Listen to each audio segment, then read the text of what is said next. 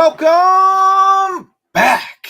It is another episode of Pardon the Punctuation.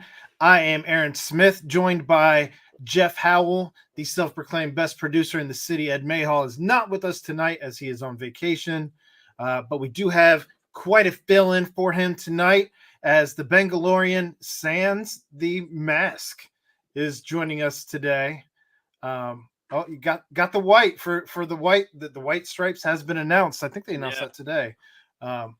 We thought with the bye week this week we would just kind of talk about the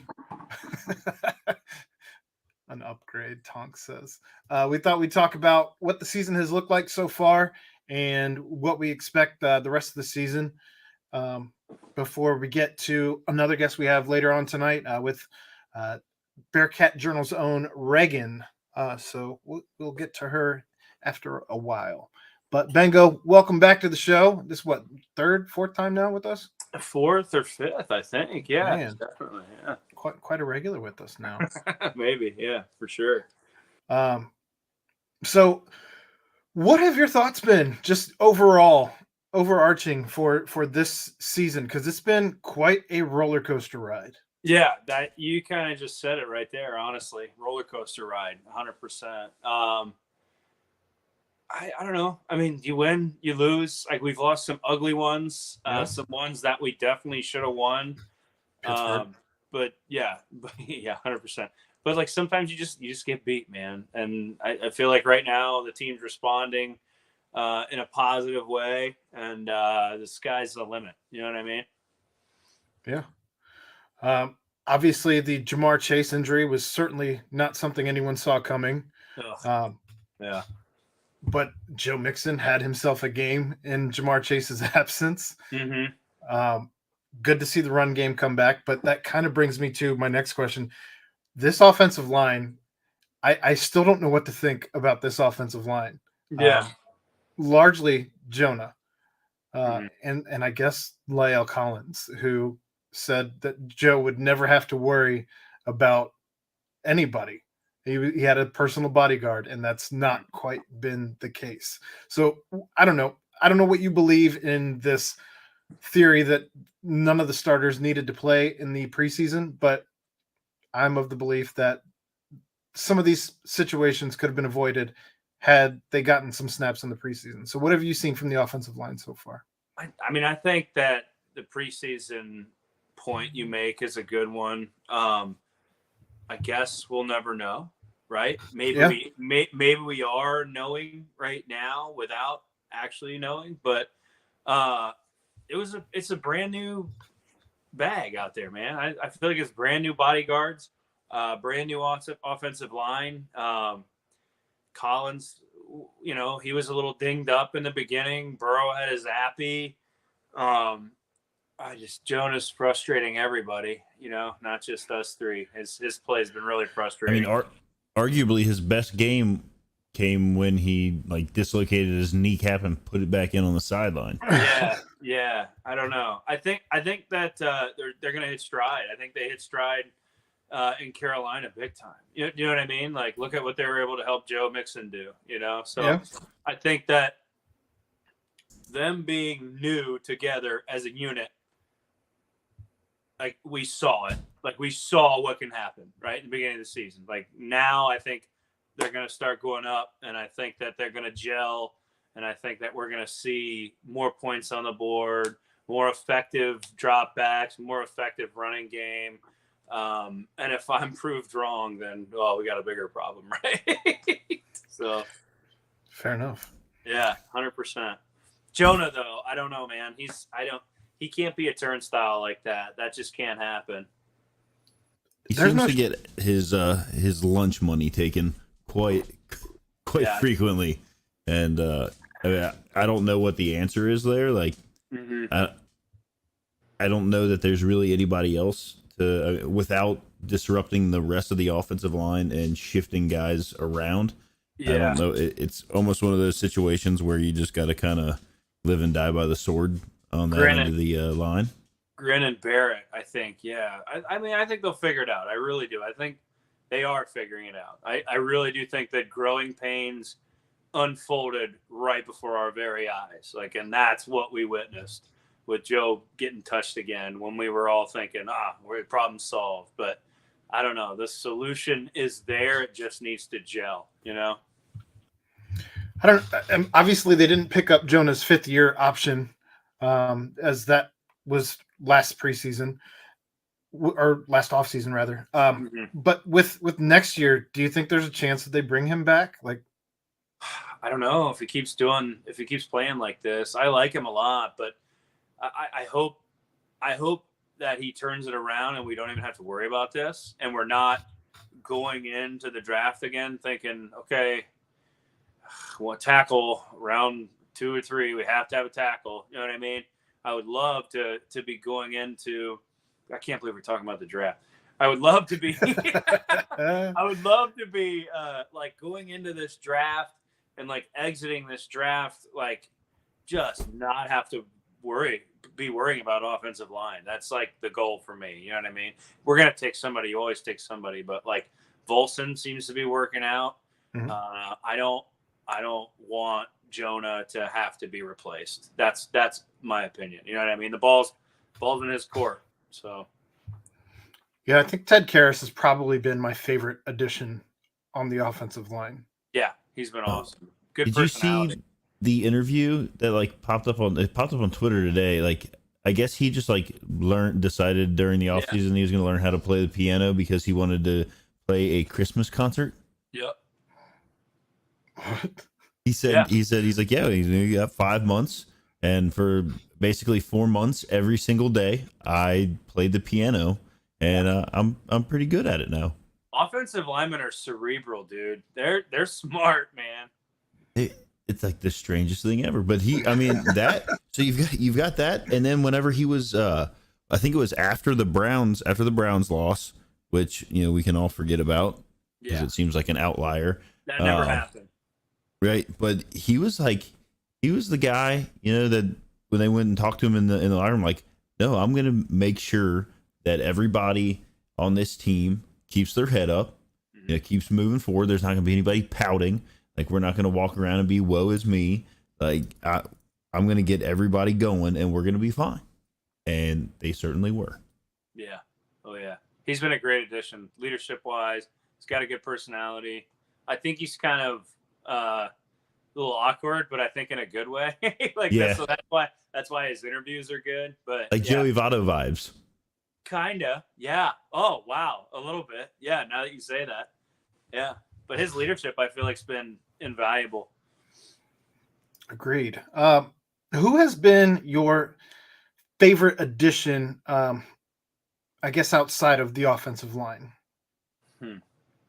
Oh, Hayden Hurst. I was going to say, it's an easy one. Yeah. I don't know why that took me so long to answer. Yeah. Well, I think my mind went right to rookies, which I love our rookies. But Hayden Hurst, oh my God. Like, he's been the most, like, he's had the sexiest impact on the team. And I don't even mean his beautiful hair. I mean, his ability to catch the ball, the way he gets like pumped up after he catches the ball, like the most noticeable impact on the team, I think. Yeah. I love CJ. I really did love CJ. And I know a lot of people think he left in a bad way with that stupid freaking busing interview, but Hayden, I mean, on the field has really been an upgrade. You know what I mean? My favorite thing that Hurst has done has nothing to do with on the field, but his interviews after the games where he's talked about just how much Cincinnati means to him, how he's found a home, how much he loves it here. Like, I guess we aren't used to free agents coming to Cincinnati and saying these things ever. Yeah.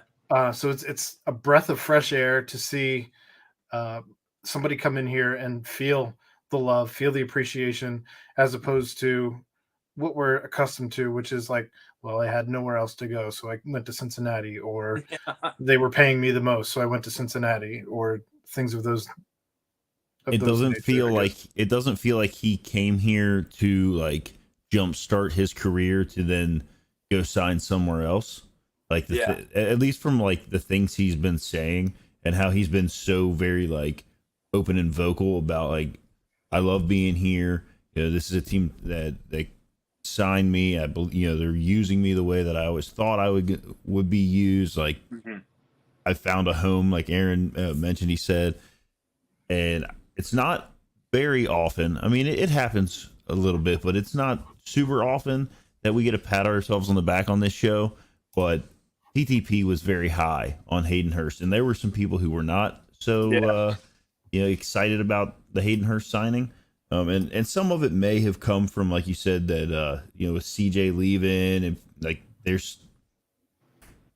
Cincinnati tends to get very like connected to players, regardless, if it's a Reds player, a Bengals, whatever. Like, we get very connected with our professional athletes here, and the ones that show the love to the city. And so when some leave, it hurts, and then you see somebody that's coming in to replace that person. Yeah. And Hayden has come in and kind of replaced him in the ways that we didn't think he would necessarily. As far as like hyping, like being the hype guy on the field, there's not a guy on the team that celebrates a catch or a big play more than Hayden Hurst. Yeah. Like, his face turns like purple. He's screaming so loud, and it's awesome. And I know you've got what, you're working on a helmet. Yeah, hold on. So the Viking helmet that he's been working on. It's in. I believe he's working with someone else on this helmet. Yeah, there's a guy that is much more talented than me at making these, and he and I whipped this up. It's a Mandalorian helmet, a little different. It's got like kind of like a closed nose, like a football helmet face mask, and then the design up top, the guy did, and then. I wanted to do the Viking kind of horns here because I call them the Cincinnati Viking, but I'm putting this together. I gotta do some glue work and obviously painting and sanding, but yeah, I'm gonna somehow get this to him, man. I don't know what he's gonna do with it, but I want to hand deliver it to him. That's the goal. I'm be like, hey man, I really appreciate everything you do, not only on the field, but like as a veteran who's dealt with some of the stuff that he champions, dude. He's my kind of guy through and through. He's a guy that so after we discussed him whenever he was signed, and we were kind of looking into like who is Hayden Hurst like as a player, because we're like, obviously, like, how is he going to help this team fill the void that was CJ. And we all kind of came to the decision that, like, from what he's capable of, what we've seen, that's so awesome. What he is like capable of, what we've seen, like, he could be a very good addition. And then I was on One Time for the Fan, which is a Falcons podcast, and they were all I asked them, I'm like, hey, what kind of guy are we getting with Hayden Hurst? And they were all so upset that he was no longer there. Really? And that he was underutilized, not utilized in the proper way. They had glowing reviews for him, and they were like if you guys use him the right way, he will be a game changer. And I think he has been so far. Yeah, he never really got a chance in like Baltimore, right? I mean, he was drafted in the same draft as Lamar Jackson and Mark Andrews, and he was taken before both of them. Yeah, and then it's like Mark Andrews just comes in and just does Mark Andrews things, and it's like, okay, well, we don't need you, bud. See ya. So. Aaron, Aaron's not there, so I had a question for Aaron. So, why did we not start an official count on how many times Jeff has mentioned being on that Falcons podcast? It's like 3 or 4 or 5. Look, we've all been there where we get a shine from somebody outside of this network, and you get excited about it. I showed the magazine that I think I still have it down here. I mean, I Playgirl. No, No, he was not in Playgirl. He was Lindy's Sports. I mean, I've shown that. He wrote the UC Lindy's college preview. I've shown that several times. So I mean, it's in his bio. We all Jeff, you should put it. You should put it in your bio. I one time. Oh, those are good guys over at that. Those are good guys over at that podcast, and they love some Desmond Ritter over there too. So. Oh yeah. Okay. Yeah. There's the connection. What is? I was just curious if why we don't have an official count, or there should be a sounder or something every time Jeff mentions going on the Falcons podcast. Yeah, it's been probably 5 or 6 times. I think it's good. I think we're on hand too. Like, it's not like I just throw it out there randomly. It is whenever it links into Hayden Hurst generally. This sound might be appropriate, Chad.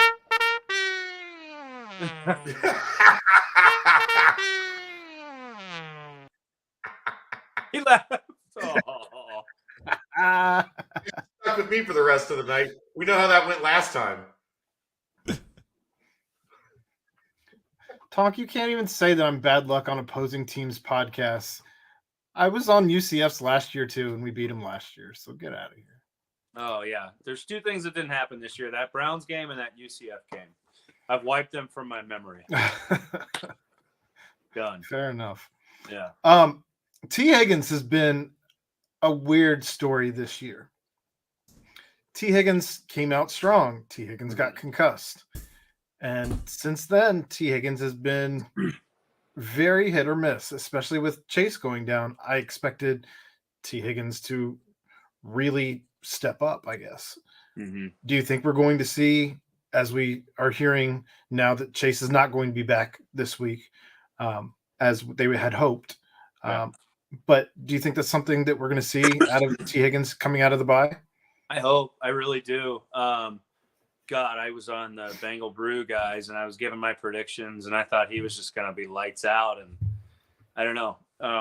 He's capable of it. He's more than capable of it. I think that we just need to figure out how to spread the ball around, right? I mean, Jamar can't be the only guy we throw to, and we can't just expect Mixon to have a Carolina game every week, you know? So I think there should be at minimum 3 jump balls thrown to T. Higgins where he has the opportunity to go and high point it. And I think that's why the Ravens game frustrated me so much, is that we didn't throw the ball more than, it felt like we didn't throw the ball more than 3 yards the entire game. I know we averaged, what did we average on that, Jeff? Wasn't it like 3.8 or something? Do you remember? It was not good. It was terrible. I know that we kind of talked about it a lot that week. Yeah. I don't remember specifically the numbers though. Yeah. Last year, I'm going to yawn, sorry. Last year, a lot of our identity and our ESPN, whoa, they're for real highlights were these crazy downfield shots that are not super prevalent this year. I mean, they've happened, but I do feel like we're really not attacking there like we used to. And it's probably defenses are figuring us out and know how to at least try to play us and stuff. But eventually we got to get to a point where it's I don't really care if you're running cover 2, whatever, Tampa, whatever you want to run. I'm going to beat it because I'm Joe Burrow and I'm T. Higgins, you know? So, yeah. As you mentioned defenses, let's switch gears to defense. Who has surprised you in a good way this season, and who has surprised you in a bad way this season? Good way. Logan Wilson continues to just show that he can come out of Wyoming and play with the big boys. He's just his leadership ability, his cerebral play in the middle of the field, his athleticism that we all knew about as Bengals fans when we drafted him. It's outside of our circles now that Logan Wilson's name gets talked about as a prominent, a good linebacker in the NFL. Who else, man? I really wish DJ Reader didn't get injured. I think he would have been. I agree. Such a huge help. Is he back? I haven't seen anything. Games. If he's going to be, I know he's practicing, but I got slammed at work today, so I haven't seen if it's a yes, he's playing or not. Okay, that's a good sign if he's practicing. He was brought off the IR, and is back at practice, and I think is scheduled to play this weekend. Yeah, I don't think they would have brought him off IR if he wasn't going to play. Yeah, agreed. I just haven't seen that DJ Reader will play. They did announce that he's practicing though. That's great. I'm trying to think. I don't have anybody that's disappointing me. You know what I mean? Yeah. Our rookies got in there a couple times, and they rookied. You know what I mean? Like there were a couple plays when we were like, our DBs are just destroyed right now, obviously, right? Well, they were at least for a couple games, but there were a couple plays where I was like, come on, Dax, what the heck? And then like Taylor Britt, there were some tackles where I was like, come on, man, you got to tackle. But I don't have anybody that's like disappointed me. You know what I mean? Trey Hendrickson is still Trey Hendrickson. Sam Hubbard is still a stalwart. I already mentioned I wish DJ Reader didn't get hurt. BJ Hill, I mean, he's been rocking it. I hate losing Cheeto too. My God, what a terrible, terrible, terrible loss. A lot of people hate on Apple. I mean, and he gets beat sometimes, but so does everybody. But then there's sometimes where like I'll see a play and I'll see like a tiny dude come in and just like stick a running back, and I was like, who the hell was that? I was like, oh my God, that was Apple. Like, I mean, he's coming in and he's playing his butt off. Is Bates earning the money he wants? I mean, he's been good, but has he been great? What do you guys think? I don't think he's a Bengal next year. I was just I mean, I think if there was anybody who's like disappointing, that's the way to say it. Like, I just feel like Bates is better than what he's played, and we've talked about it here before. Like, is he playing more cautious to try to like keep, I don't know, maybe the risk of injury lower because he wants to get paid in the off season? Like that would be gross. Like you know what I mean? Like I don't know. I'm not saying that he's not like giving his all. I just mean like, you know, maybe there's some plays where he could give, or in the past has gone to 125%, and he's just sticking it right there at, 100, 110. Yeah. I don't know that he's this year. I don't think he has lived up to the numbers that were floating around last year. I think he's still Jesse Bates, right? I think he's capable of it. I mean, oh, absolutely. But he's not talked about like he was last year. I mean, if you think about it, even like last year, even during the regular season, he was, I mean, good, but nothing like that. You're like, man, did you see? It wasn't anything like that. But then in the playoffs, he was a totally different. I mean, he was a different animal. Like he was worth whatever amount he requested to be put on his check, as far as I'm concerned, in the playoffs. Yeah, I think he's more than capable of playing lights out. But I don't know if it's just because it's been a goofy season, but I'm looking more up front at guys who I think are being rock stars right now than the backfield. Not to hate on Von Bell, because that guy plays his heart out, but I tend to agree. I don't. His name's not getting called like it was last year. I think he can, but well, the last bit is special teams, and McPherson's been mortal off lately. Yeah, he came back to earth a little bit, and it sounds more and more like Kevin Huber, the Bearcat. Okay. His days might be behind him at this point, as Chrisman has been. From what I'm reading anyway on Twitter, it looks like he's been practicing more often than not. Yeah, I would wager we see Chrisman. He's active, right? He could punt this week. I thought they elevated him. Yeah. Did they? Is Huber still on the team? Yes. Yeah, they've both been punting. Yeah. At practice. I would wager we see Chrisman this week. Huber's been here forever, and I got nothing but love for him. But like sometimes it's time. You know what I mean? Yeah. And there's my disappointed, right, in quotations, because I love all these guys on this team. But some of his punts, it's just like, God, man, you have to flip the field there. Like you have to flip the field there. And Chrisman's got a cannon for a leg, and he can really boot it. So if they can kind of rein in and help him get accurate, he could be really good. And I'm not worried about McPherson at all. I'm really not. I think that I agree. Sometimes you just miss kicks, dude. Tucker's an alien. So I'm not going to try to compare anybody to Tucker. He's the greatest to do it. I don't care what anybody says, but I think McPherson will get back in his rhythm. Because if you listen to him in interviews, he's like, yeah, man, I just missed him. And they're like, why? shit happens, man. Sometimes you get low on gas. Like I'll be back. I'm fine. And he's just not worried about it. So that's why I'm like, okay, then if you're not worried, then I'm not worried, man. Yeah. Like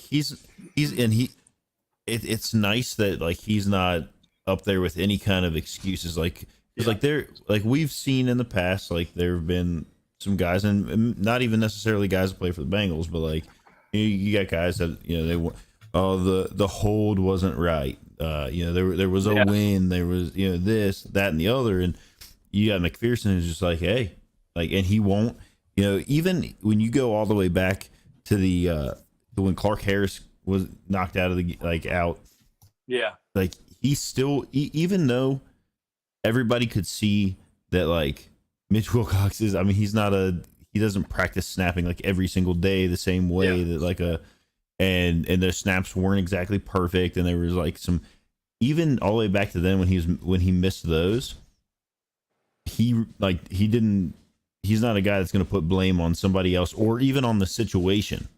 Yeah. To say like, hey, we had some new pieces in there and it wasn't gelling just right. Like it was just straight up like, nope, I should have made it. I missed it. My bad. Like we'll get it figured out. Yeah, I agree. I've never heard him blame anybody. He doesn't even say like, yeah, it was crappy. The conditions were crappy. He's always just like, yeah, man, I should have made it. You're right. Like that's what he says. Like as we're still on special teams, they get a big special teamer back this week in Brandon Wilson, who is active again. And I think that this might actually be one of the biggest moves of the season as its addition by a guy who's already been on your team, but just hasn't been able to play all year. Yeah. Man, our special team has been, punting aside, pretty darn good. A couple drops, right? What game was that? Was that Carolina? That fumble? Carolina's a blur. I don't know. Like muff punt, muff kick, or whatever. But like our special teams have been pretty good. We've pinned people back a few times. I've never had any problems with Simmons and the crew, man. I really, their tackling's pretty solid. Our returners are always pretty solid. It's not like the days of Alex Erickson prior where it was like, what are you doing, man? Please run north-south, quit running to the side. Like, stop trying to go to the sideline and cut up. Like, just run, man. Like, so I have no qualms with our special teams. And we never try to do anything like tricky or stupid too. They just go out there and they do their job. So it is, for the second time this season, Steelers week. Yeah. And Cincinnati comes into Steelers week at 5-4. Pittsburgh is at 3-6. And Tonk asks in the chat, are Steelers the most hated team in the country? They got to be up there. They got to be close. I think a lot of people still hate the Patriots. I'm trying to think. Do they hate the Patriots, or do they hate like Bill Belichick and like the fact that they win? Well, people hate winners. You know what I mean? Like people hate winners, right? Unless you're a fan of that team, you hate winners, right? I hated Brady until he went to Tampa Bay, and then I was like, oh shit, this guy's cool. He's just like a drunk uncle. Like he's just having fun. You know what I mean? But like before that, I was like, screw that guy. He's always winning. For us, Cleveland's got to be up there, right? With Deshaun Watson. Yeah, you're right. Yeah, before but that's a different kind of hate. Before this year, I was always like, oh, Cleveland, like whatever. When they're not playing us, I'm like, okay, good job, guys. But yeah, this year, they can go into that river and catch. Tonk says, don't say the Cowboys. Well, the Cowboys would actually have to win something before anybody would actually start hating them again. I think people, used to hate them. Definitely. I hate the Steelers. They can get bent. I do not like them at all. Don't like them at all, man. Not at all. And they this past week they're back to their Steelers ways, taking people out on cheap shots that aren't flagged. I missed that. I was not watching that game. I'm kicking stuff. I wasn't either. And I haven't really sat down and watched. That was on Olave, right? Yes. Yeah. Was it bad? Yes. Okay. And then he laughed about it afterwards. Like, I think that's the bad part, is when the guy's like clearly got his bell rung. Yeah. And the Steelers just like I missed that. See, I saw one blurry like hit that looked kind of high from like the back angle, and I was like, what is everybody talking about? And I never went back and looked at it. But I have seen like the chatter, like FTS, they're back to their dirty tricks. So yeah. There's no love in this game, guys. There's no love in this game. And I don't love that TJ Watt's back. No. Coming back from injury. Yeah. I got love Reader, so who cares? They're equal. I'm not nearly as worried about him coming back. Like, yeah, I feel like obviously like the first game, I think he ate a lot more than maybe he will this time because the offensive line, as we've talked about, like I mean that was their first time together in live game action. Yeah. Was the first week of the season. And they know he's good. It's not like it's like, holy crap. Right, like who's this guy? Can play. What the heck? Like they know like, hey, we gotta watch out for I don't know, remember what number Watt is, but you gotta watch out for him. Like I guess the problem though is that Cincinnati has struggled mightily against really good defensive ends in TJ Watt, in Cleveland, and in Micah Parsons. Down Dallas, yeah. Parsons is an alien again. I was gonna say, yep. I think that we just see those guys. Like we have the AFC North has crazy pass rushers. Like they have Myles Garrett. There's T.J. Watt. There's Jadeveon Clowney. Like we have Trey Hendrickson who gets back there. Like I think the AFC North just has like prominent pass rushers. So like we unfortunately have to see them twice a year. You know what I mean? Yeah. I think those guys would tear up any O-line, and they do. That's why they're so good. It's just a matter of like impeding that process and not having them absolutely annihilate us. So I mean, and okay, so we lose that game by 3. Yeah. In overtime. Yuck. You've got Burrow having probably the worst game he's ever played ever. Oh, interception game, right? Yeah, I mean, he threw 3 interceptions and then had a fumble that could have been an interception, I guess, whatever you want to call it. You've got that. Like they should have won. You have your long snapper go down. Like I mean, literally everything that went wrong could have gone wrong in that game, and we lost by 3 in overtime. Yeah, and that's what I've been saying to like people who like argue with me or like Steeler fans at work. They're like, "Oh, we beat you week 1. We kicked." Like it's like, yeah, but like that's not gonna happen again. Like it's just it's not. The Steelers are also Watt. Like the Steelers are running Kenny Pickett out there. Yeah, literally put a gun to my head. They're not beating us again. I literally don't think it's going to happen. Like Burrow is not going to throw. Was it 4? 4 picks, 2 fumbles. I thought it was 2 fumbles, 1 loss. I just looked it up. Okay. It's not like that's not going to happen again. He doesn't do that. That's not his MO. He's not Kenny Pickett. You know what I mean? Like right, exactly.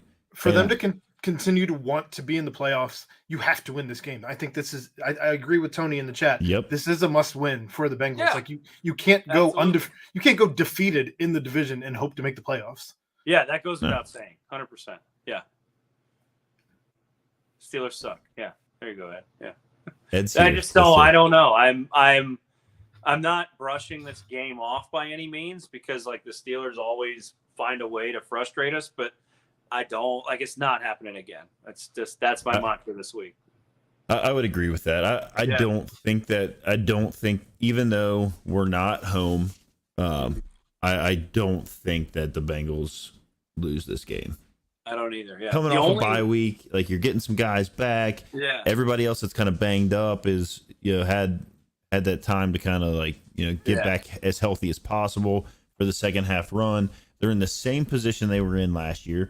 5-4, and we can make the second half run.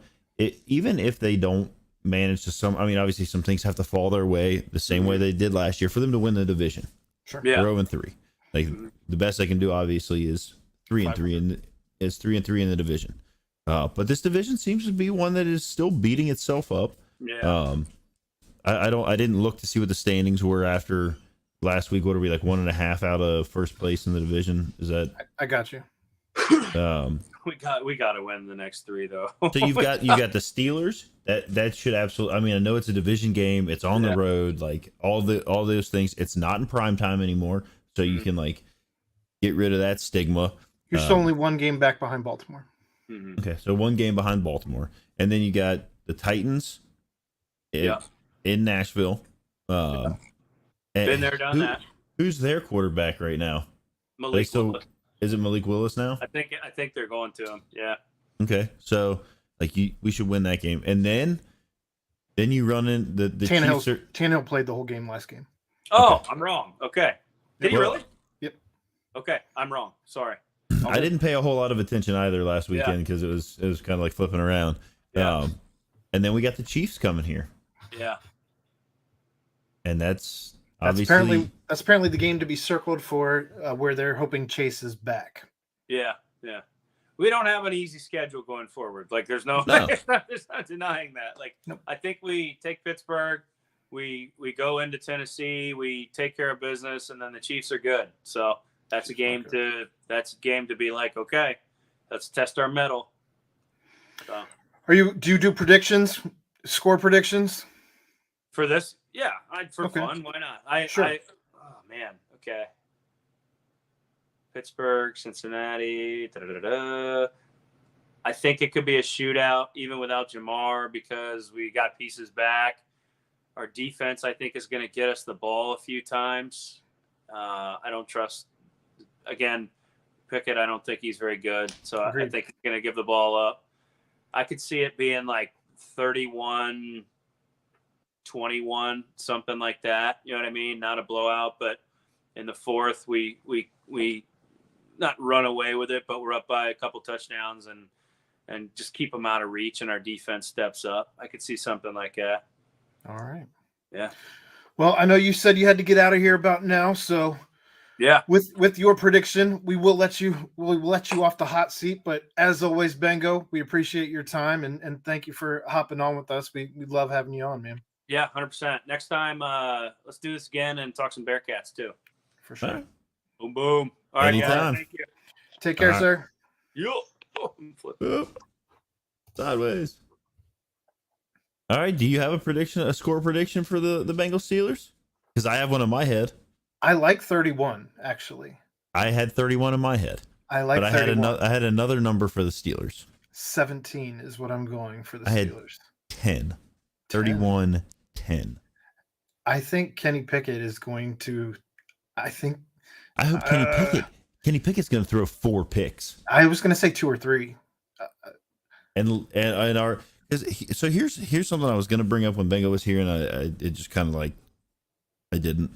The fact that we've been able to, we get through like Carolina and all, the experience for the kind of the next tier of guys. Like we've talked about this with the Bearcats, right? Like they've had some guys that have had to step up and be into some roles like a little sooner than maybe we thought they would. That at the NFL level, like that experience is invaluable, especially if you're going to make a playoff run because you're looking at 17 games and then a playoff, a playoff that's like a whole another season. Carolina was a get right game, and you had a get right game, and then you had a bye week. And what better time to have both of those things line up? So you have a get right game, and then you get to just get healthy. And you're seeing it now, obviously, with DJ Reader coming back, and obviously Chase is doing everything he can. We all know he's doing everything he can to get back out there. So I don't know. Brandon Wilson back. I think that's going to be huge for this team. So I think it's fair to say like, and we talked about like not wanting to like, okay, so like you don't put Jamar Chase on IR, right? So like you're not guaranteeing like, okay, the first game he can be back is the Chiefs. I don't think we need him to beat the Steelers. To me, this game is a divisional get right game, right? The Steelers aren't good. No, they're not a good football team. And we knew that at the beginning of the season too. But did they beat us? Yes. And at tip, whatever. Literally everything had to go wrong for the Bengals. And they couldn't fix some holes that they had, and I'm not saying they beat themselves. Like, I'm not going to say the Bengals beat, because I don't like saying that kind of stuff. Like, the Steelers won the game. It's not going to happen again on Sunday. Joe Burrow has never had a game like that in his career. Tony in the chat asks, can DJ Reader returning help the defense shut down the Steelers' running game and make them one-dimensional? If that happens, the Bengals win comfortably. I think Najee Harris is doing that all on his own. I think obviously DJ Reader is going to help you out with that, but Najee Harris is showing shades of Trent Richardson, where he's just not seeing holes. He's not hitting holes. Well, I mean, we've seen that with our we've gone through some of that for the first few weeks. We saw some shades of that with Joe, but Joe has not done that his entire career. Najee is, yeah. Najee's And Joe got right. Joe got real right. Yeah, I mean, 5 touchdowns, and it wasn't like the thing with Joe, like in the Panthers game. And I know we've talked about this in like some side text message things or whatever, but like, there were games leading into the Carolina game where like you could look at the replays of some of Joe's runs, and there were massive holes that he ran right by, or some cuts he didn't make, or he was getting like he wasn't able to beat the first guy to extend a run to from a 2-3 yard gain to a 6, 7, 8, maybe 12, whatever. He seemed like going down at first contact a lot. Yeah. And then in the Carolina game, he wasn't running by those holes. He was running through them, and guys weren't able to bring him down. And I don't care if you say like Carolina sucks. They're NFL players, and they should be able to make tackles. And Joe was doing what we like to see Joe do. He was doing whatever he wanted to do. Absolutely, he was. And it was very impressive.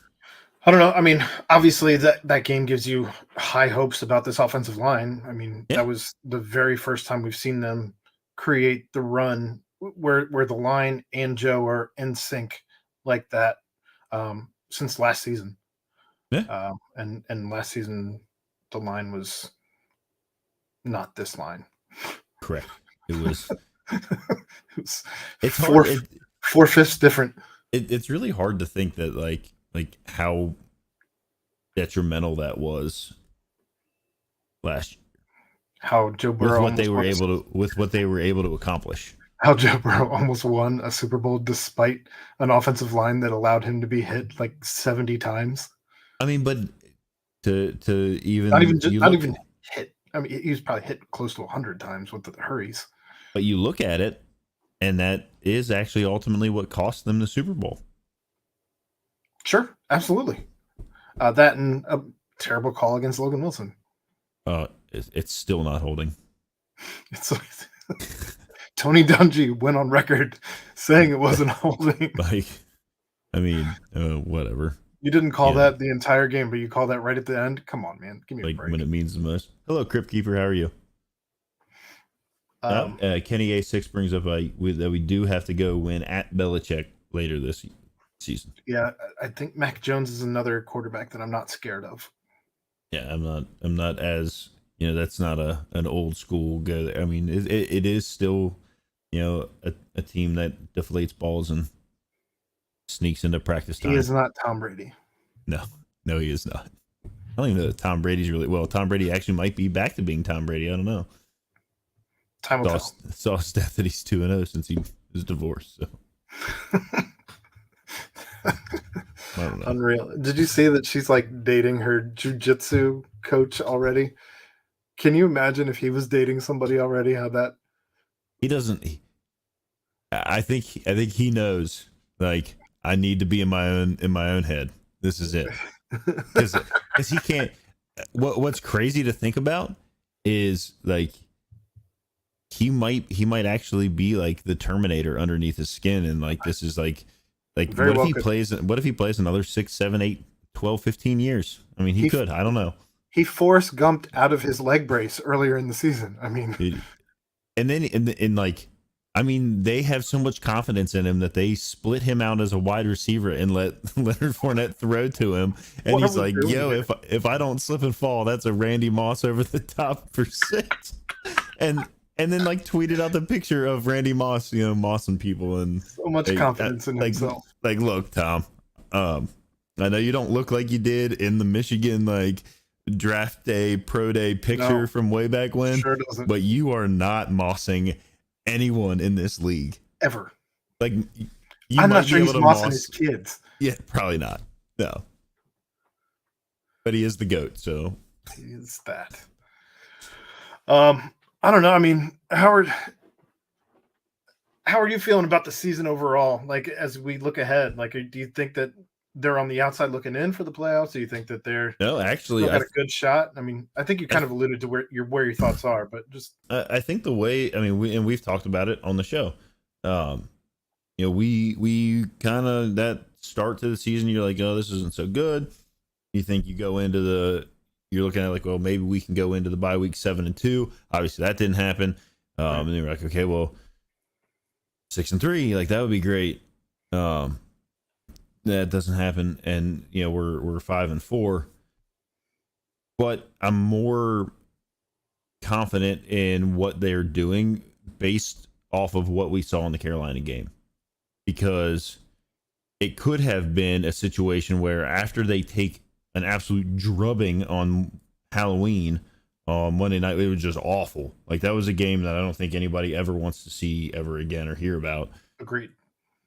They could have come out against Carolina and been like, we're 4-4 right now. Like, whatever. Like, this sucks. Guys could have packed it in, because we've seen teams do that. We've seen that happen I don't think before. Joe Burrow ever packs it in, though. No, I don't know that Joe Burrow would have, but like, across the team, like, you've got defense, guys that could be thinking like, this is awful. Like, we're not where we're supposed to be. Like,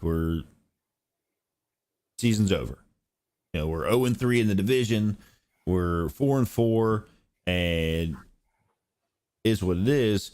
And they came back out, and maybe even they would still come out and could beat Carolina. But the way that they came out and beat Carolina, the way that the guys in the locker room, like I talked about earlier with Teddy Karras, like that interview alone, where they came and talked to him, and he wasn't like at his locker sitting on the little stool in front of his locker with like, a towel over his head and just kind of like answering questions that were, oh yeah, like, we're really going to give it the old college try here. Like, we're going to turn this thing around.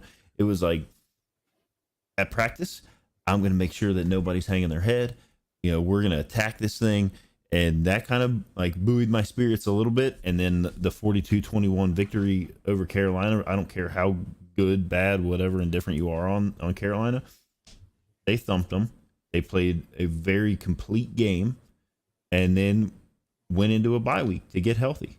And it's not like they're at the bottom of the division standings. As a matter of fact, I saw a stat yesterday that they went from 34% chance to make the playoffs to a 64% chance to make the playoffs between the win at Carolina and after this week, after their bye week. Yeah, they doubled their chance to make the playoffs. Considering you are still only one game behind Baltimore, even after the bye, yeah, that's a great place to be. Yeah. So, division's certainly not out of reach. You just have to start winning some of these divisional games. I'm with you. I mean, I think that they can, if it was 2 or 3 games already, I think at that point you're on the outside looking in, especially with the wild card where it's at right now. I mean, the Jets are very good.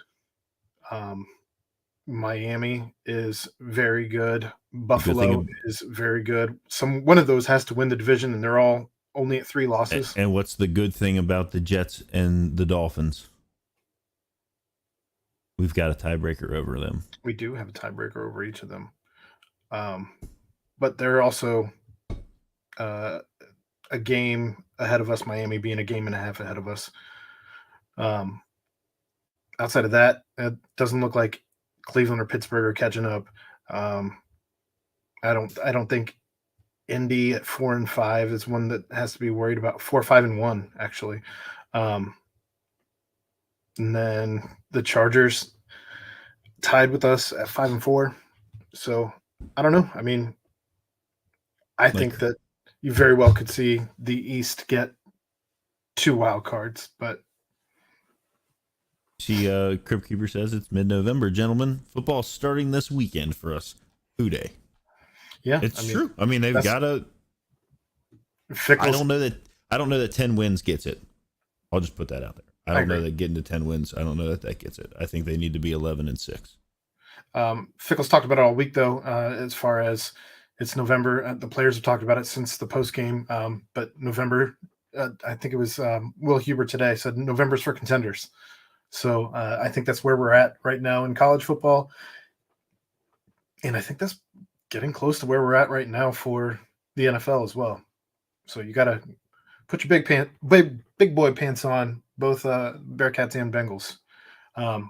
Obviously, we're filibustering a little bit, just kind of waiting to see if Reagan's going to hop in. But I don't know what this means. The Bengals don't play the Broncos. Yeah, I don't know. Came in here talking about CJ Stroud too, so I don't know. Whatever. Okay. And then Hooker's better. Agreed. My own thoughts. Basketball, Jeffrey says, and basketball Scorpio season is the best season. It's one way to look at it. Yeah. I don't know. Uh-oh. Looks like somebody. Oh, you got. You want to talk some food real quick? Sure. I know you're always. What do you got? What do you got, Chad? I tried. Wendy's released their Italian chicken sandwich today. So. Oh my God. Oh God. Here we go. Wendy's typical, chicken they use on chicken sandwiches, and then I promise they did a. It's like a fried mozzarella, like a cheese stick, except it's like a patty, and it's like this thick and like this big around. So the sandwich itself is about the size of my giant face, and then marinara sauce. Speaking of giant faces, Ed's here. Hey guys, what's up, Ed? Right now, that's with your Jimmy Neutron. What are you talking about? I mean, Andy Dalton, Fat Andy. With your hair and your beard and the sleeveless shirt, you look like a professional wrestler right now. Appreciate that. Are you with Lord Crew right now? Is he working on your image? We're here in Pittsburgh, just hitting the gym. It says Ed's a cartoon character. I've said that for years. Oh man. Well, there's no good angles in this room. There's no good angles because it's your camera. It's not the camera, Aaron. It's like a fish lens. It's an iPhone camera. You made me get it. Maybe it's user error. Where'd Chad go? So what are you doing, Ed? Why are you out of town? Vacation or is this a soccer tournament? No, it's a work conference. Oh, so you're flying solo? Yeah. Yeah, we just got back from dinner. It's a pretty nice dinner here in Pennsylvania. Did you go with a sleeveless shirt to dinner? No, I didn't go to a sleeveless shirt for dinner. I had a nice Sonoma pullover on. Is this a WWE work conference? Tom wants to know. Yeah, absolutely. We went axe throwing. I won a couple games. I won a couple games there. Is that where you tore your sleeves off? No, again, no, Aaron. No. Just asking. I still control stuff over here? Yeah, don't start tapping things on your phone, Ed. Oh, my goodness. All right. Crypt Keeper brings up a good point. You can't beat Wendy's chili unless it's Skyline. Well, unless you put a finger in it. What? You don't remember that story back in the day? No. That lady chopped off her finger and it went in the Skyline chili? Into Skyline? No, it was Wendy's. You said Skyline. Oh, sorry, Wendy's chili. Sorry. I think Ed was also partaking in beverages at dinner. I did not tonight. I was a driver. Did you take your medicine today? Yeah. My sinus medicine and yeah. All right. Thanks for checking on me, Mom. You're welcome. Jeez. I'm here for you. How's the show been? The show's been going well. We had Bengalian on earlier. I caught the end of that. Yeah. Okay. And then Chad's jumped in a couple times here. And now you've jumped in randomly out of nowhere. And we're waiting on Reagan. Without warning. Oh, okay. I told you I'd probably jump in if I got back to the room in time. You did. There. I did. Went to a Wawa out here. You guys ever been to a Wawa? Do you have anything to add to the Bengals Steelers conversation that we wrapped up? What's your Steelers thought? suck. This state sucks. You have we can talk about that in a second, but what's your score prediction for the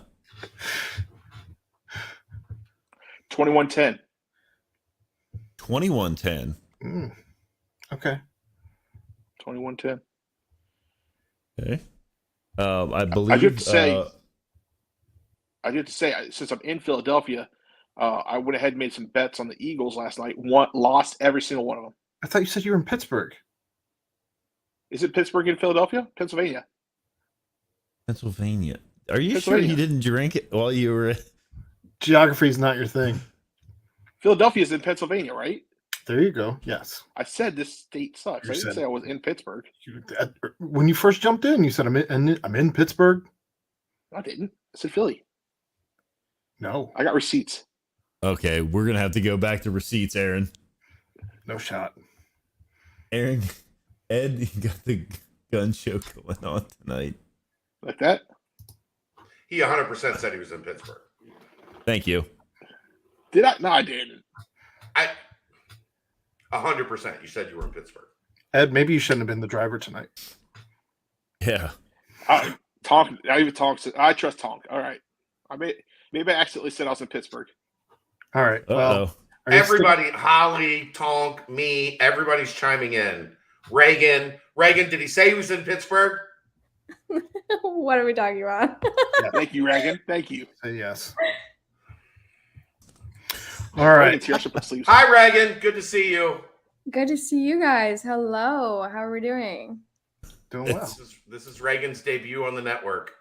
Yeah, I don't. Is my mic on? Hello. Well, it is. Yeah, it's her live debut. She certainly debuted. I was going to say, but I mean the Reagan's live, been all over the network. I mean the podcast network. Been all over these streets. I'm just kidding. Don't spread that rumor. I'm. Bye, Dad. Dad's gonna ski himself out. Dad got real uncomfortable. He did. He said, "Oh, I'm not here. I'm gonna go back to eat my Wendy's chicken sandwich." Oh, that sounds amazing. All right. So, Reagan Yoakum, welcome to Pardon the Punctuation. Thank you. Where's my live applause? Like, Ed doesn't have a sound effect for applause yet. Hi, I feel like there's not one in there. This is the best we got. Dog. Sick. You're gonna have to do a little better than that. I'm be honest. Yeah. Well. Aaron, do I get a better introduction than that? Is it just like, here's your name, like here's her name and here she is? Like, come on. Here it is. 2-minute warning on Reagan Yoakum. Let's hear it. Am I supposed to introduce myself? No. So you have been doing the 2-minute warning now for Bearcat Journal, and prior to this, what did you do? I mean, I know some of the things that you did before you got here, but for the listeners, what were some of the steps that you went through before you got to Bearcat Journal? Well, first, hell and back. Hell being Alabama. Oh, you didn't like it down there? Did you? Have you been there? Roll Tide. The only thing that's ever happened in Alabama was my car broke down on the way back from spring break in college. So no. Exactly. That's my point. Nothing good happens in Alabama. Fair enough. So, okay, I graduated in 2019 from the University of Cincinnati. Go Cats. Graduated with my sports broadcasting degree. From there, I kind of like bounced around a little bit. I do photography, I do videography. She can do it all, folks. And then I went down to Alabama last summer, so last August, and reported on them for a little bit. And like I said, it was pretty terrible. So I came back and bounced around a little bit more until I landed at BCJ. Fair enough. Yeah. So when you were down in Alabama, were you like, you said you reported on them, were you doing like sideline reporting, or were you doing like was it like a student led kind of like thing? Or? It wasn't, yeah. So it wasn't student led. It was like a third party publication. I really don't want to give them. You don't have to. You don't have to at all. Sweet. I did get a shout out here though. Thanks, Tonk, for Reagan's podcast debut. He donated $10, and also Holly says, "Hello, Reagan. Glad to have you here." Hi, Holly. Hi, Tonk. Nice to see you. Thanks for joining. He gave the Joey from Friends. How you doing? I've never seen that show. I'm so sorry. Not missing a lot. Okay. You never seen Friends? No, I have not. Overrated. I don't want to get you. It's fine. Okay, what were we talking about? Alabama, the network that you were with, third party network. Yeah. So I was doing like a lot of short form content, a lot of Instagram management, a lot of TikTok management. Kind of like what I do now, but like what I need to do now is like way better. But they talked mad shit about Cincinnati, and it was actually so amazing that we played them in the playoff just to kind of rub it in there and say, yeah, we're a team just like you guys are. Because they were kind of saying like, who's Cincinnati? And I'm like, I hate when people call it the Chick-fil-A's. I think that's the one that gets me madder than anything. Because the Seapaw, people think the Seapaw looks like the Chick-fil-A logo. And, really? I've never heard that. I didn't know. Never heard that in my life. Are you the only one who hears that? I've heard it, Aaron. Thank you, Jeff. You got your Be back. verified. You do it. Apparently. It's $8. It opens up the world to you. Yeah, Aaron, did you pay $8 to get verified? Sure. I was kind of wondering why you had blue. Okay, got it. Makes sense now. Yeah, because I have gotten more interaction since paying the $8 than I had gotten previously. So it was a business move for me, and one that was the algorithm easy to make. Yeah. Did you also become BFFs with Elon while you were there? I mean, he hasn't. I like Reagan. He hasn't responded. Okay. So are you a Cincinnati native? No, I'm a Columbus native. But your brother played for the baseball team. Yeah. Well, not Ohio State, but Cincinnati. For the Bearcats. Yes, he did. Shout out Jared Yoakum, my brother. Love him so much. So is that how you landed at UC from Columbus? Yeah, kind of. I would definitely say that Cincinnati was on my radar. We're 22 months apart, so he's like 2 grades older than me.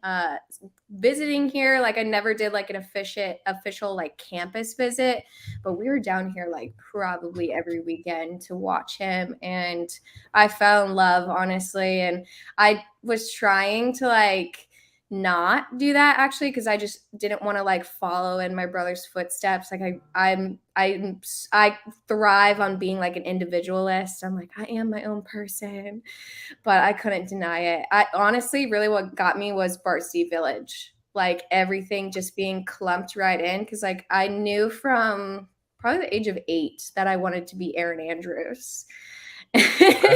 So everything that I wanted to do like revolved around sports. And so the fact that like you had, well, when I got there too, like Nippert was just remodeled, I think in 2015. I got there in 2016. Correct me if I'm wrong. I think that's right. Yeah. And that was such an appeal to me. And then the baseball field just got turf. I was like, well, guys, count me in. And then Fifth Third got, built right in front of my eyes while I was there. So everything was up and coming. So I said, yeah, I'm in. So what's your experience been like so far this season on the sidelines at Nippert? Yeah, I think I was talking to Chad about this during camp, maybe like one of the first games or two, that it's really a different experience to watch the game on the field instead of on TV. And Chad was saying like it's really like a learning curve to kind of like watch the plays like at the same level that the players are on instead of like a bird's eye view, if that makes sense. So I've definitely had to like rework my brain. And then at the same time, I'm taking pictures at all of these games. So I'm having to take mental notes for my 2-minute warning, like keep them in my head. Like, oh, this is when that happened. This is when that happened. Oh, here's a big play. Here was like a really shitty play. And then also like, wait, Tyler Scott's in the end zone. Hold on. And then you got Chad talking to me, and I'm like, Chad, that's not the time. I was gonna be nice. Oh, okay, yeah, go ahead.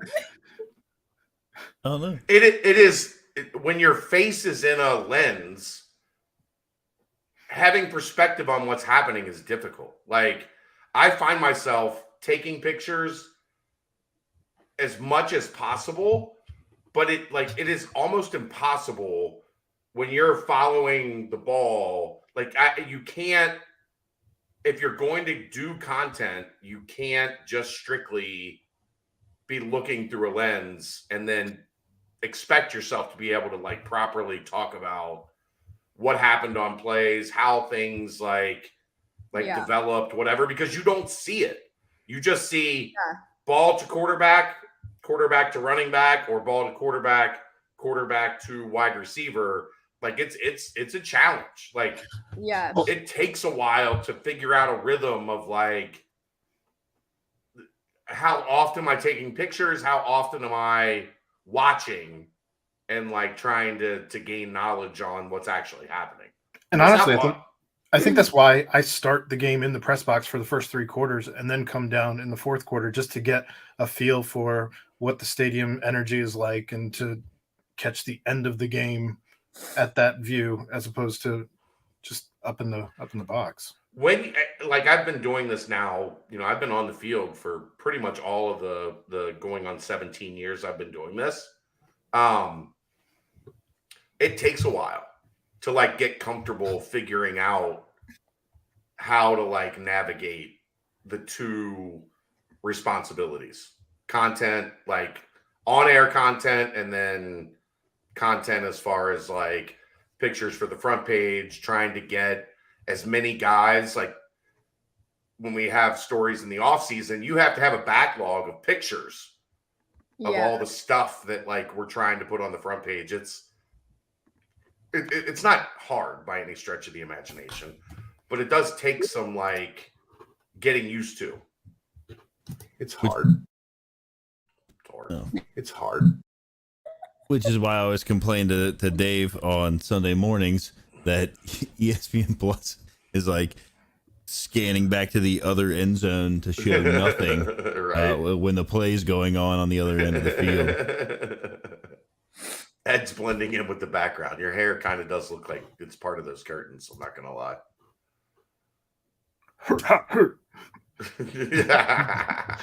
Johnny Bravo. Was that a Johnny Bravo reference? Why would they? This is how my hair always is, guys. You always have a hat on. No, it is not. That's true. How your hair always is. Sorry, I'll let you get back to Reagan. I just wanted to like confirm field level when you're trying to do a bunch of different things is you have to learn how to do it. It's not something that just like comes naturally. It's not easy. So she's done great so far. All right. Aww. Thanks, Dad. Stop. I will shed a tear. So yeah, you're on the sidelines there, and you've taken in some basketball already as well, yeah? Yeah, which is like a whole new realm for me. Like I'm such a football gal through and through, aside from baseball. Baseball is my roots. But basketball, that's a whole new monster for me. So what was that experience like then? Well, they're a whole hell of a lot quicker than a football game. That's great. Indoors too, I can wear an amazing outfit. Not as So are we not as gonna much downtime in between plays.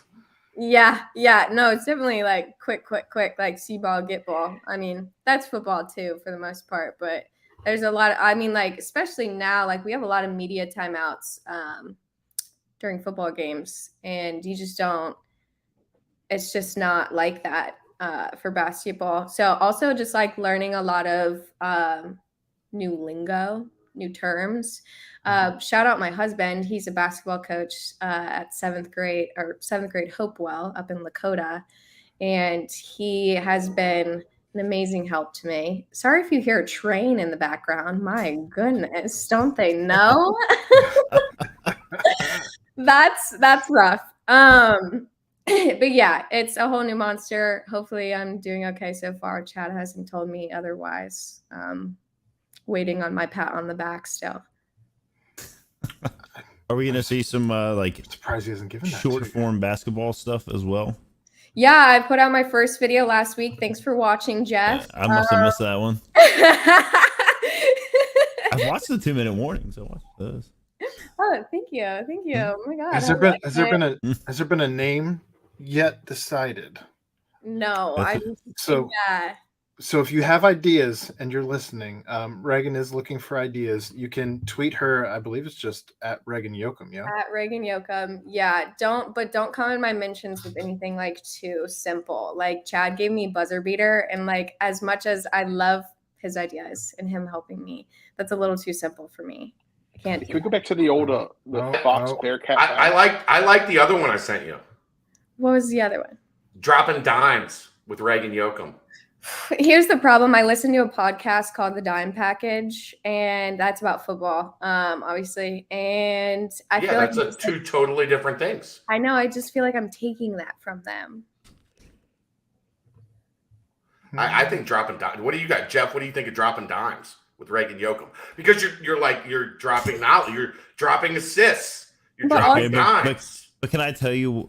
I think of Dilfer's dimes whenever I hear that's football. Dimes. It's a different I know it thing. is, and that's what I think about when I hear somebody say somebody dropping a dime. It's a nice pass. Okay, then come up with your own, Jeff. I don't have I got one. I got one. Oh god. Oh, Ed's got one. This ought to be good. Bearcat bounce. Is that too close to Bearcat pounce? Oh, we'll be Ed, off. we have 8 things named Bearcat Bounce. Yeah, because I was gonna say Bearcat minute. What did I say, Chad? Bearcat minute. Yeah, but I don't Really leaning into the time. Yeah. 2-minute warning, Bearcat minute. Ooh. I know. Is that so that you can like shorten it the down shot to just a clock. minute? Reaganomics. Reaganomics.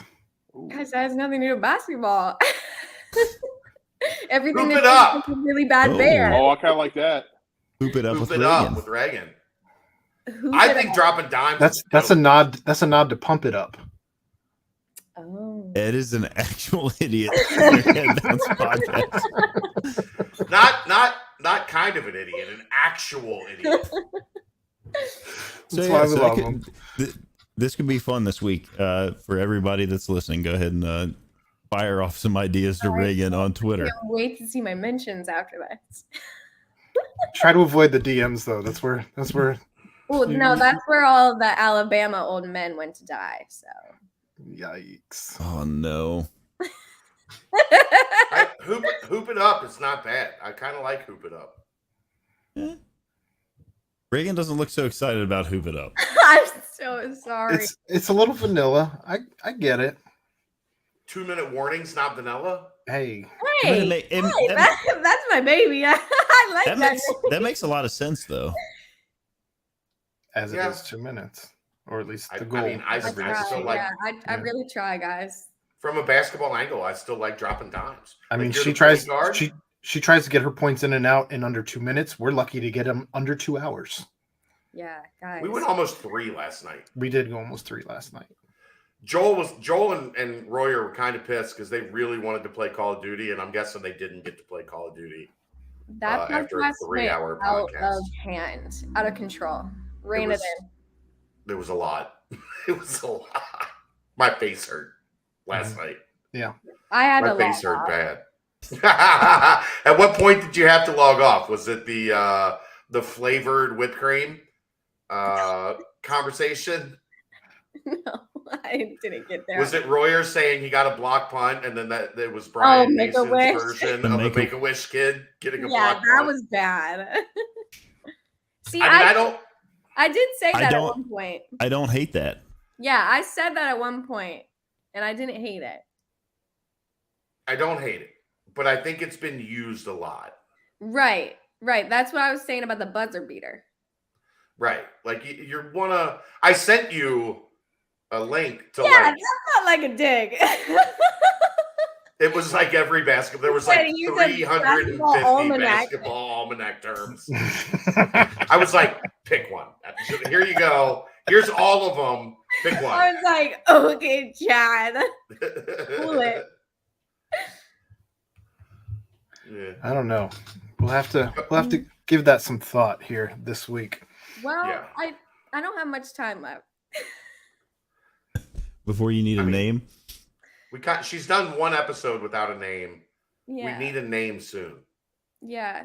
Also, was there I thought there was a presser coming out. I was expecting a presser, Chad. Today? No, we didn't do basketball today. Ooh, heat check. Heat check. I kind of like heat check. That's my front runner. What do you think about heat check, Reagan? T-Win with the crossover. I kind of like heat check. Something about heat. Well, I mean, that's when you've made one or two threes, you fire up that third one. Might be a hand in your face, might be contested, but like you're feeling it, and you're feeling it with the pot. If you're Jeremiah Davenport, you shoot from the logo. Right, shoot from wherever. From the logo with Reagan Yoakum. Ooh. Oh. That one, I guarantee you're not going to find that one anywhere. Yeah, I kind of like from the logo. I like that. That could lead to some cool graphics too. And then you know what else you could do? You could do like after games at the arena, quick hitters from the logo. How do I get access to that, Chad? You just walk out on the court after games and put your camera up and record. All right. Yeah. Nobody's going to say anything. Stumbled into that by accident. Yes. Good work, Aaron. I kind of like from the logo. Like, I don't hate it. I kind of like that one too. Aaron, some cool graphics. Every once in a while, you walk into one. I mean, that was purely by accident as I was making fun of Jeremiah Davenport.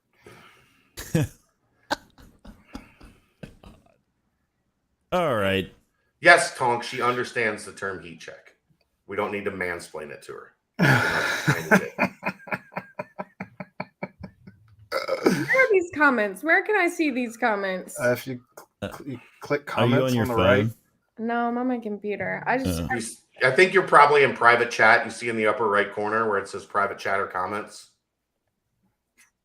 No, all I see is 4 older men. No, I'm just kidding. Well, that's us. It's because of Jeff's mustache. I mean, did you dye your beard this week? He did. He did. All of you have children? Yeah. Oh, okay. You're old now.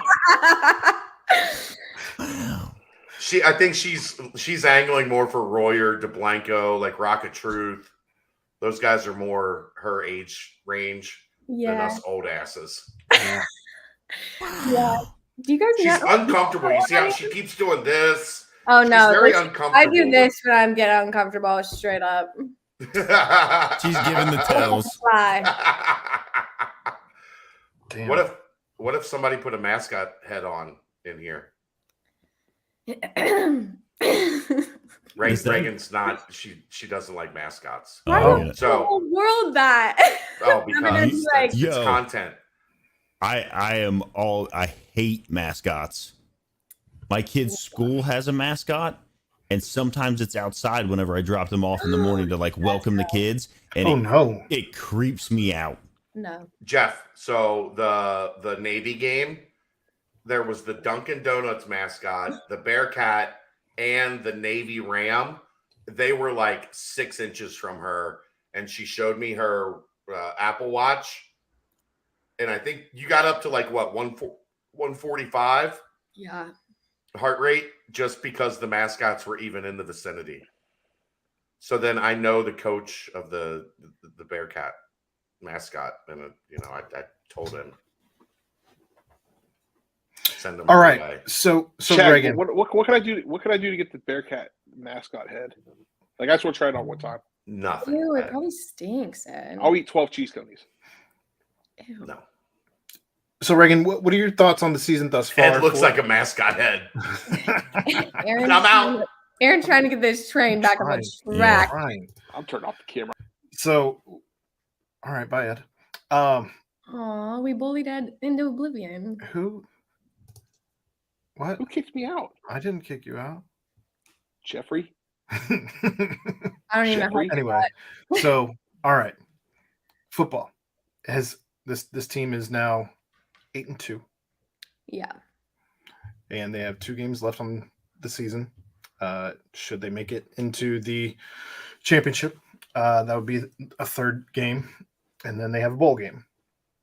What are your thoughts on the season thus far as a whole, and do you think that they're going to make it into the championship? Tough. I feel like if one word could sum it up, it's probably like inconsistent. There are some days where I'm like, yeah, this team is it. And then the others, not so much.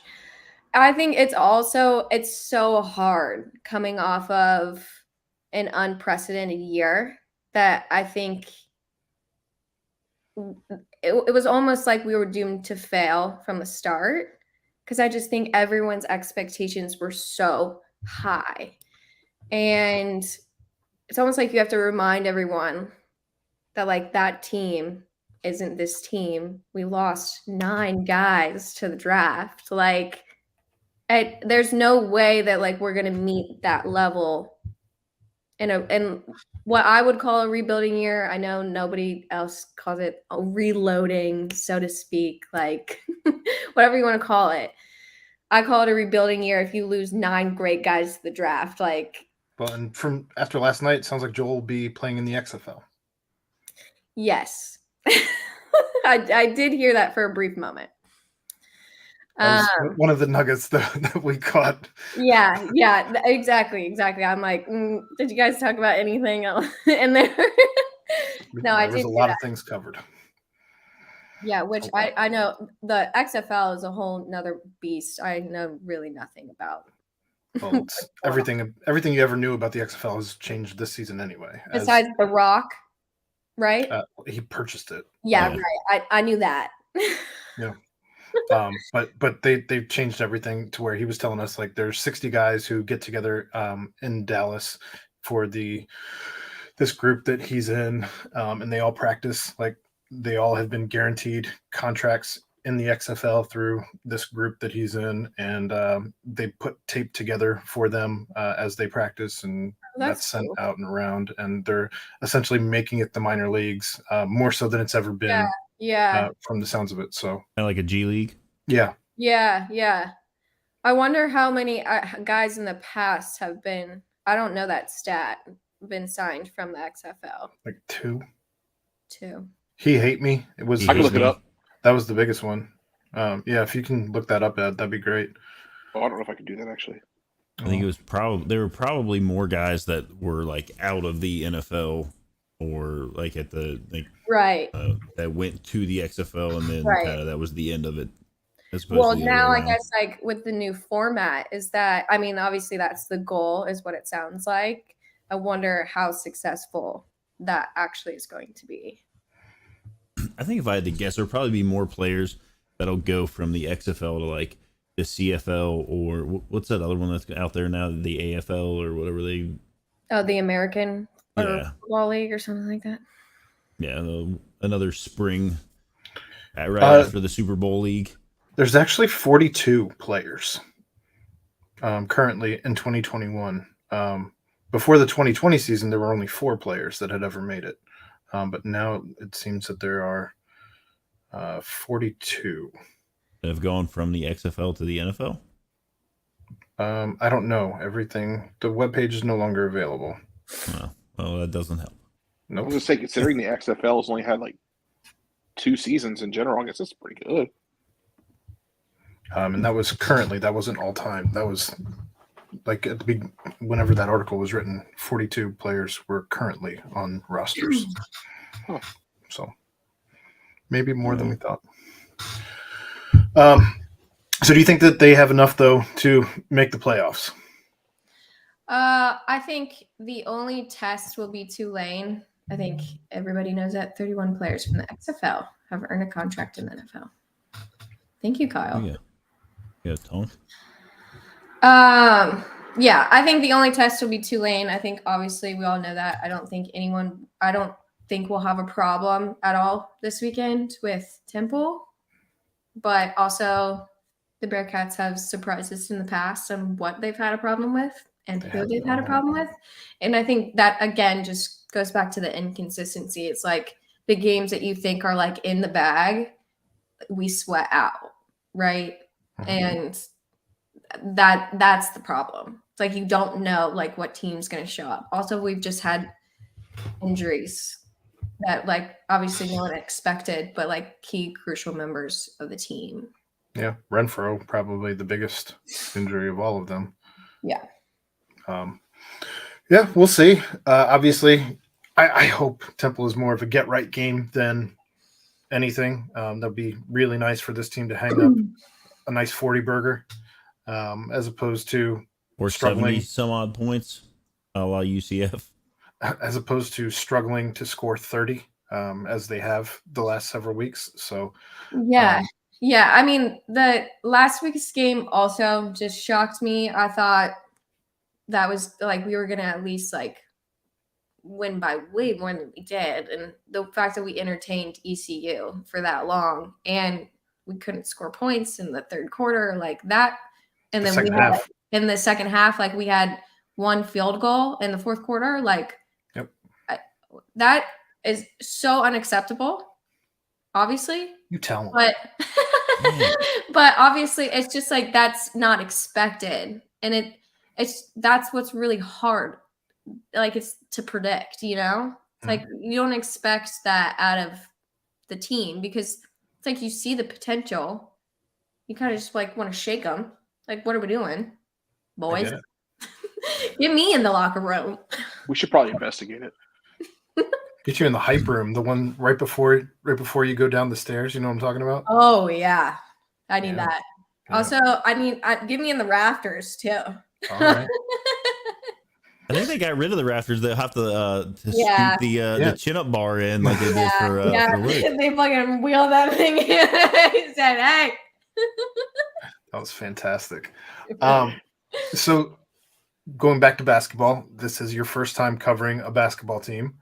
Yes. So what have you seen from this 3 games now that you have that you've liked? What stood out to Reagan?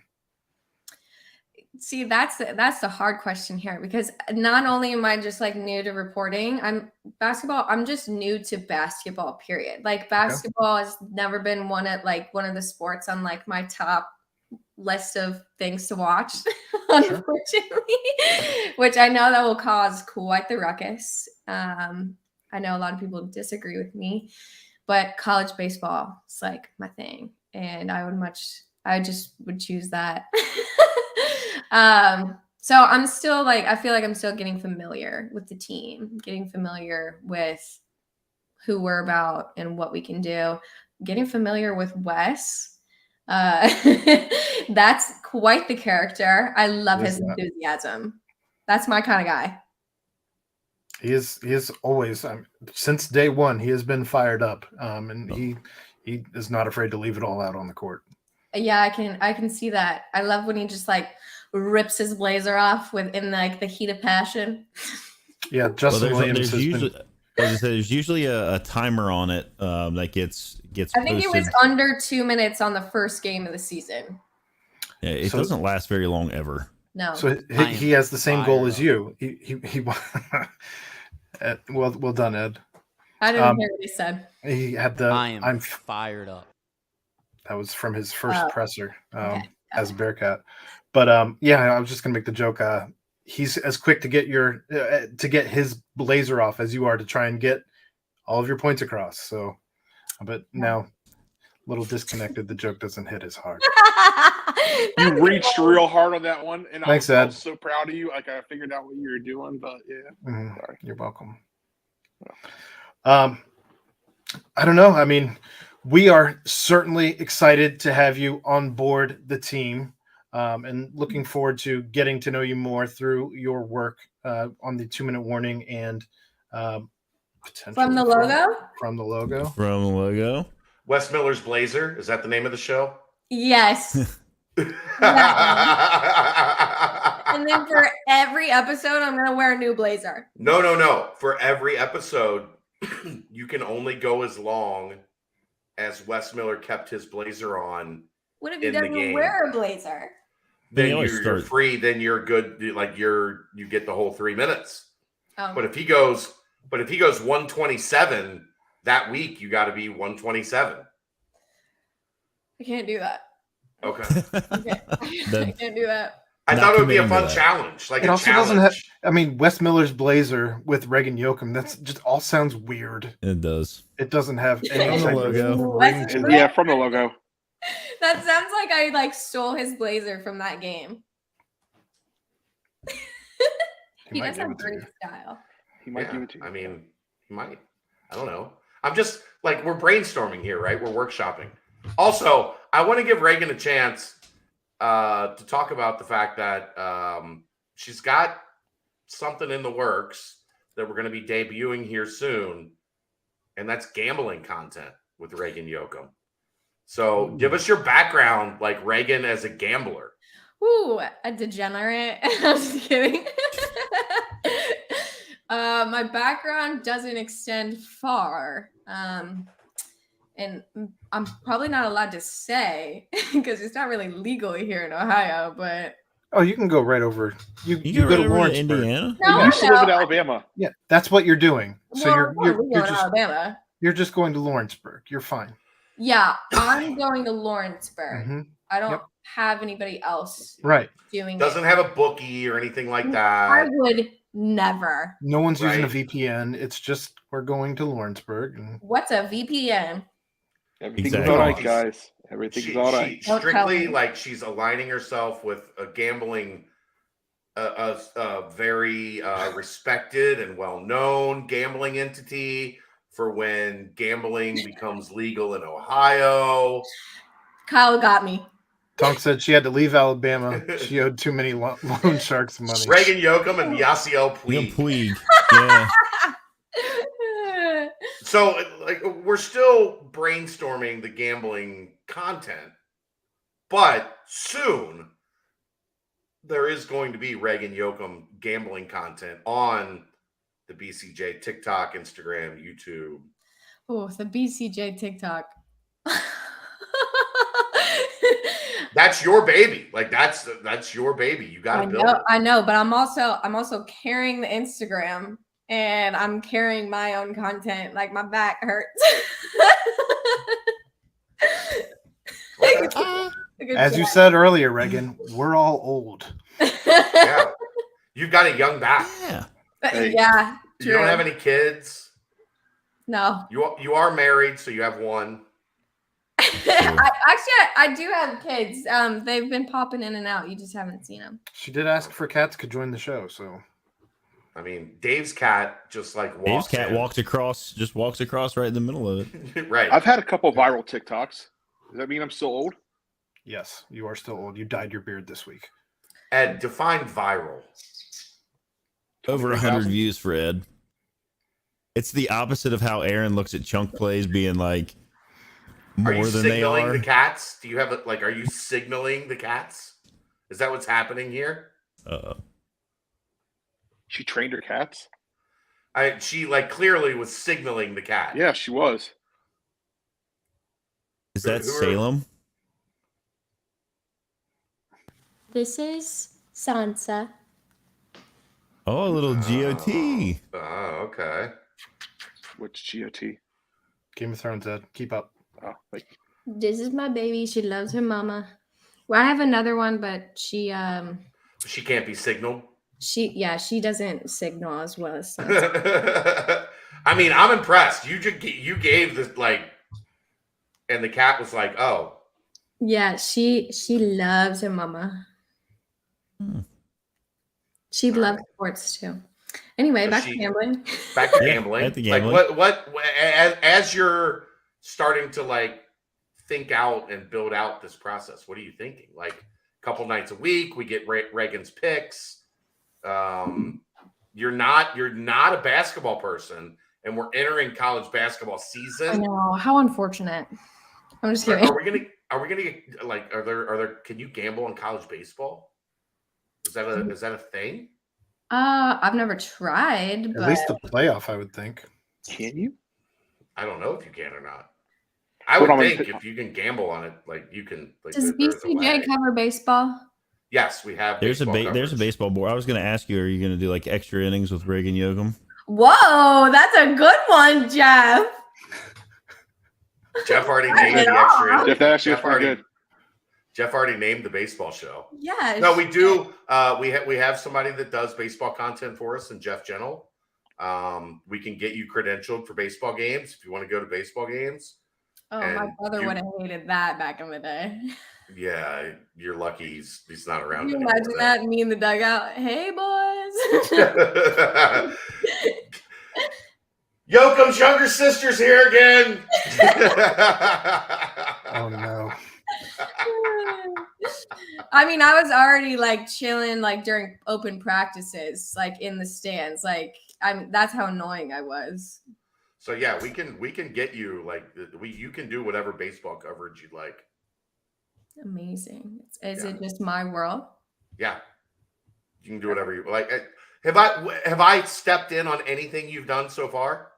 No, you have not. I've let you do your own thing. Yeah. Which I think has been good. I think people have enjoyed it. I think your brand is building. We're going to expand it with gambling coverage. And now, extra innings with Reagan Yoakum coming in baseball season. Shout out Jeff. And from the logo with Reagan Yoakum for basketball. I did want to mention breaking news from since we've been recording. The Bearcats are 25 in the CFP. That's where they come in. Believe Tulane was 21, and UCF was. Yeah, I was looking for it. I thought I saw somebody in the chat. There it is. Yeah, UCF is 20. So that did happen there. So that leaves some jumping to be done for UC. Sure. I mean, it still leaves everything out in front of them. I mean, you got to obviously take care of business at Temple. Then you're going to have Tulane, who I believe Tulane plays SMU this week. Is that wrong? Check. I can check. But barring a Tulane loss, you're going to have a CFP ranked Tulane team. UC should still be ranked after they play Temple. Tulane plays SMU Thursday. Okay. Short week. So Tulane's got SMU on Thursday. They win that. UC beats Temple. Both teams ranked probably at least around 20 in the CFP. And then that sets up another rank matchup as long as UCF doesn't drop the ball somewhere, potentially either down in the bounce house or at Nippert. UCF has Navy and USF to end the season. I'm telling you what, I think Navy's going to give them a game. I think Navy can take. I mean, they just played. That's an 11 a.m. kickoff in Orlando. Not a fun kickoff time. Saturday. Why? Because if you kick off at 11 a.m., it allows you to get 4 games in the standard window. 11, 2:30, 6, and then like 9:30, I guess. I'd rather have noon at Friday than 11 a.m. on Saturday, if I'm being honest. the day after Thanksgiving at noon is I'm still on a coma by then, y'all. I don't know how I'm gonna be functioning. That sounds like a you How much problem. turkey do you eat, Reagan? Well, I don't eat turkey. Well, Vegetarian? then you should be fine. We're eating steak. Oh. What? Is that a like a Yokin Reagan. family tradition? Oh no. I wouldn't say like no, we don't have steak every year, but I just like don't like turkey. I think it's so overrated. Reagan, do you know Aaron hates steak? I don't hate steak. I just don't eat it. He does. He hates steak. The only time Aaron eats steak, he puts ketchup on it and eats it well done. I've never eaten steak with ketchup. He Oh eats my a god, I pig. believe you. He really doesn't like steak though. That's He foul. doesn't like steak. I don't eat steak, really. Well, I don't like prime rib, but I eat steak. You're doing steak prime instead of rib's just turkey a for ribeye. Thanksgiving. Huh? Prime rib's just a ribeye cooked like. Prime rib has a lot of fat on it. So does a ribeye. Well, okay, steak connoisseur. I mean, it is what it is. It's the same cut. It's just done differently. I just don't like, that's all I know. So you're like a filet New York strip. Yeah, yes, sir. Okay. Yeah. Well- Take me out, treat me nice. Chad, what's the best way to cook a turkey? I enjoy smoked turkey. Yeah. My uncle actually does the best turkey I've ever had. He roasts it in an old school, like those 1960s. I've got one. Okay. Roasting pot roasts pans, it. yeah. He roasts it, Jeff, and then takes it out, leaves the juices in the roaster, pulls it, and then puts the pulled turkey back in the juices.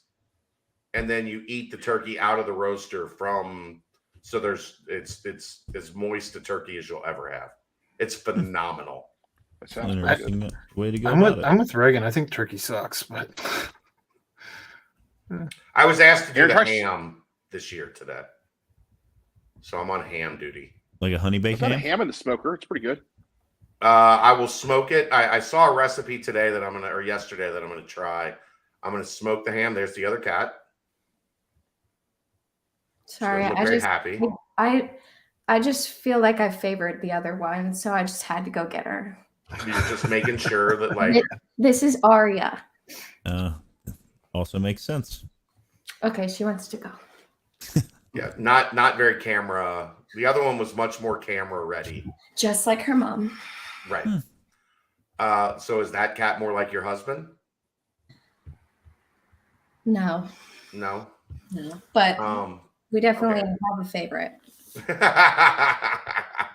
But I'm gonna smoke it for 2.5 hours, and then I saw this glaze that is maple syrup, brown sugar, and something else. I'll have to go back and find the recipe. You pour the maple syrup and brown sugar over it after you've cooked it for 2.5 hours on the smoker, and then you get like the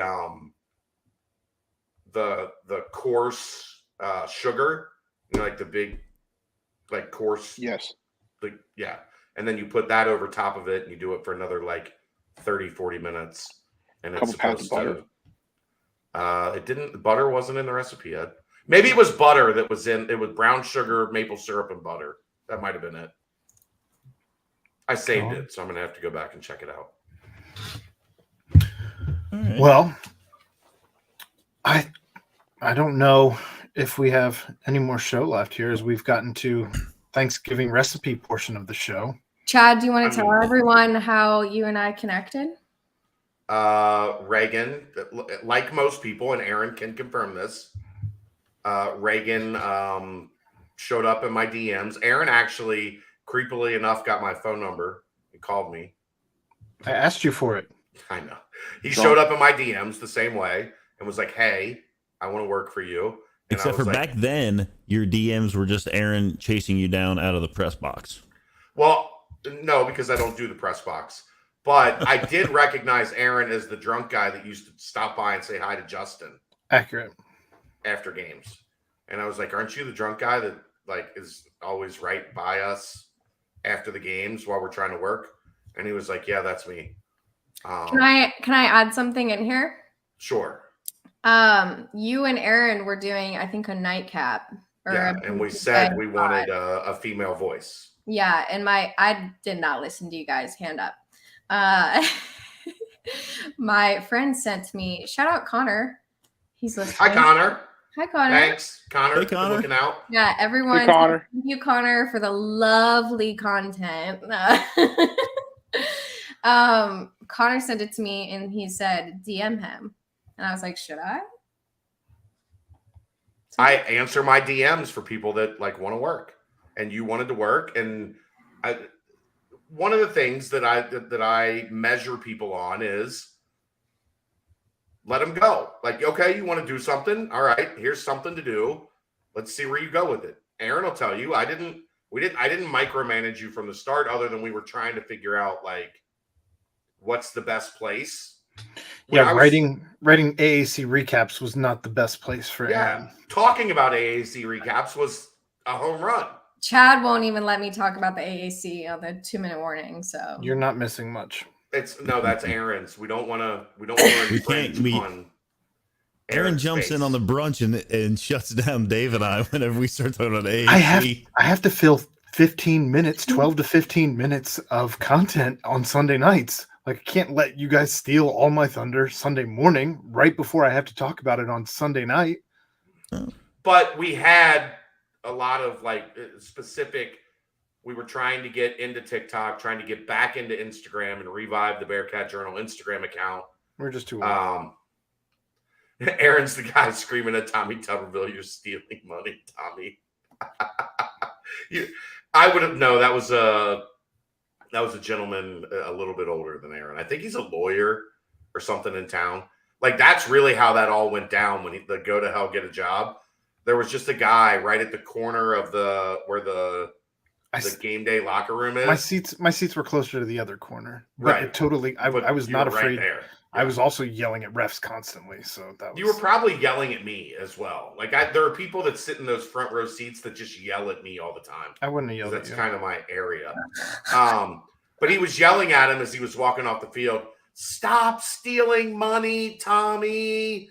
You're stealing money from this university."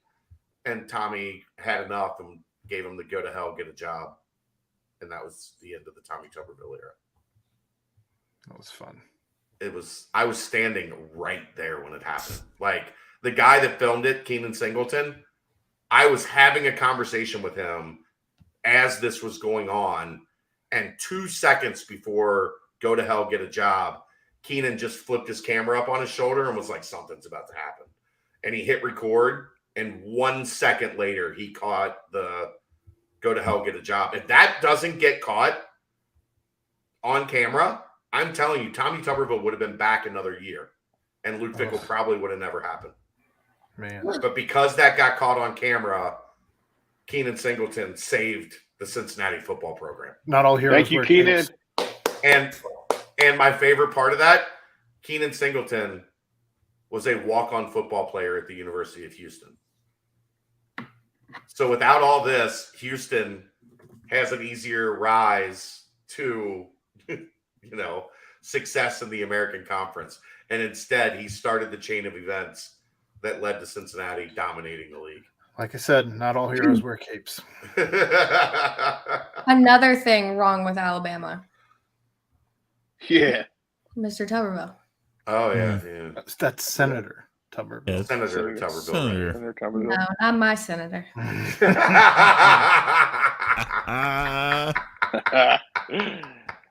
Love it. Well, Reagan has been fantastic tonight. Thank you for making your podcast debut. Guys, it took you long enough. God dang. You hit it like you started right when we already had the content path. You can bring me on. God, like Ryan gets brought on more than I do. Royer? In my defense, I wanted you on like second week. Ed, I knew I liked you. They said, watch out for Ed. Watch out for Ed. I said, no. Who's they? They talk a lot of smack about me. Aaron, Jeff. You really want to expose her to Ed? That's what they said. I mean, it was fair. Which is why Apparently- they picked an episode to have you on when I'm out of town. That was the plan, and here you are. Yeah.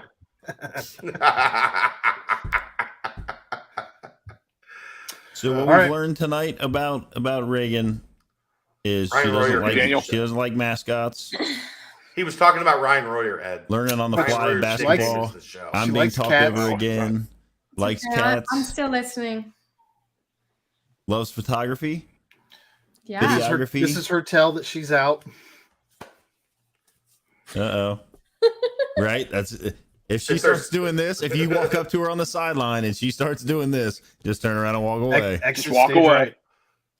Wait, don't walk away. It usually means I'm 5 seconds away from a breakdown. Guys, So I good. cry a lot. I put on a good show, but I cry a lot. Well, we do Chad tells appreciate. me I'm doing a good job. Me too, Reagan. Me too. Me too. And I told Chad, I was like, this is what it's like when you ask for a female perspective. Like, you get it all, you know? You get the tears, the emotions, the sass. All right. All of it. Well, it was much needed on this in this network.